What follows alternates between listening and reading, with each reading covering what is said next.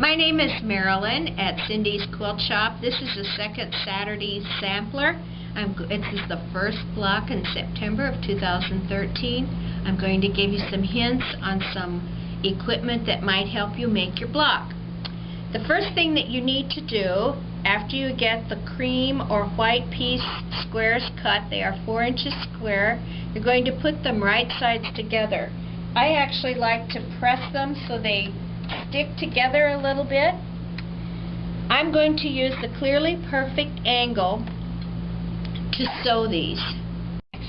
The way this piece of vinyl fits on your machine and how it works, you want to line up the point on the two black lines, and we're going to sew by keeping this little point here right on the black line. So let's see how this works.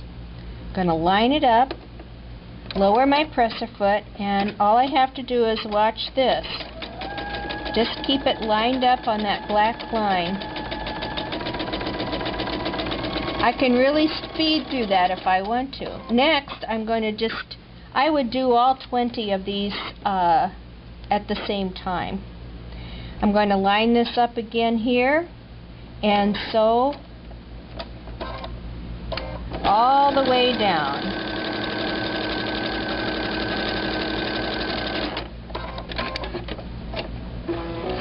Now I'm going to cut them apart. Now we have the seam sewn right on both sides, and I'm going to cut this apart. The directions actually tell you to cut through here first, but I like to cut this one first because that has to be straight. This one can be crooked because it's in the seam line, but this is an edge that we need to have straight. So I cut from corner to corner. I use my rotating mat to rotate it, and I'm going to cut again corner to corner. See how that's separated? It doesn't really matter now because that's going to be in the seam allowance. Alright, I'm going to press these to the green. First I'm going to set the seam.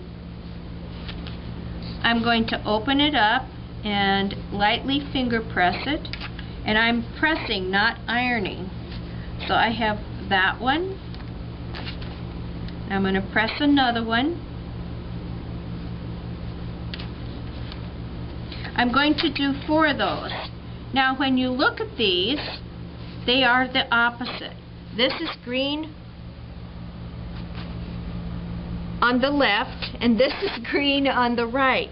We don't need the ones with the green on the left, so we're going to set those aside for another project. What you can actually do is sew those together into 4 square triangles like that and use them in another project, or maybe they'll fit on the back, or maybe in the quilt. I don't know.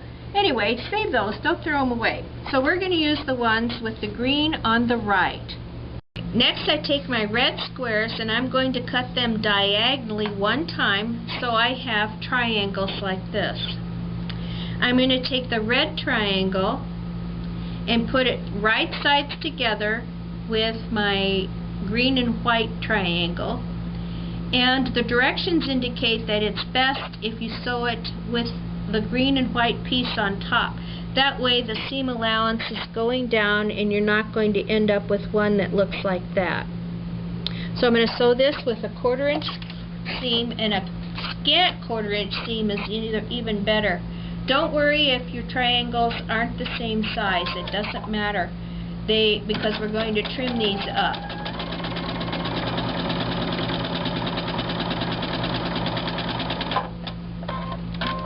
Alright, after I get those sewn together, I'm going to press to the red.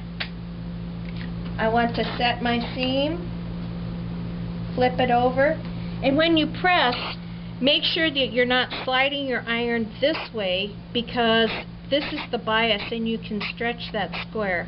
If you like sliding, slide it this way with the grain, or this way.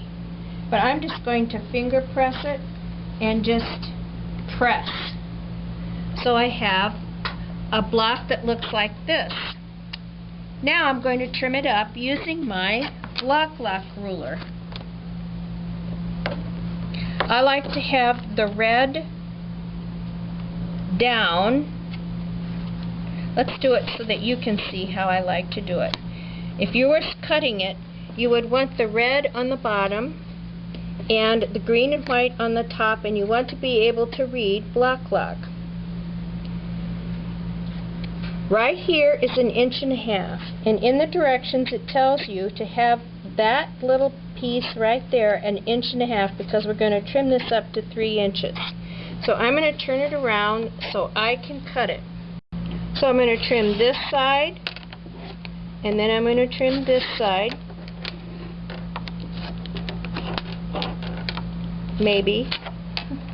I'm going to turn my mat and slide this down. So don't put true grips on this, because you want it to be able to slide.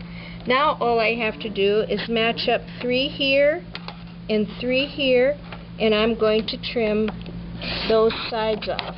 One nice thing about this, if you didn't do a very good job of pressing or sewing, this ruler will help you straighten it up. So now I have a square that looks like that. The next thing I'm going to do is sew one of these 1.5 inch by 3 pieces onto the green leaf. That's what we're going to call that, a leaf. We're going to call the red a petal and the green a leaf. So now I have the 1.5 inch by 3 piece sewn onto the leaf. Next, I'm going to be ready to sew the center onto my petal. But I don't want to sew it all the way down.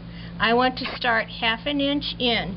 If I sew all the way down at the end, it'll be a pain and I'll have to rip. So I'm going to come down about 1/2 inch from the top, and I'm going to sew a partial seam.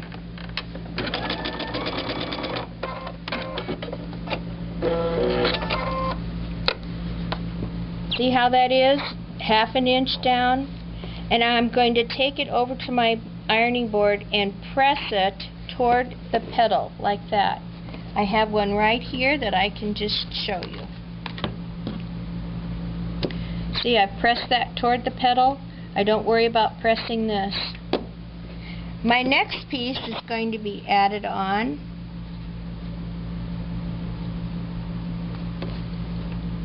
Like this. So I will sew this right along here, and it will open up. This will be a complete seam. When I go all the way around, see, here's one with just the 2. I still have a incomplete seam there. I'm going to add another piece here, and here I've added the 4th one, and I have 1 seam left. So all I have to do is fold this over.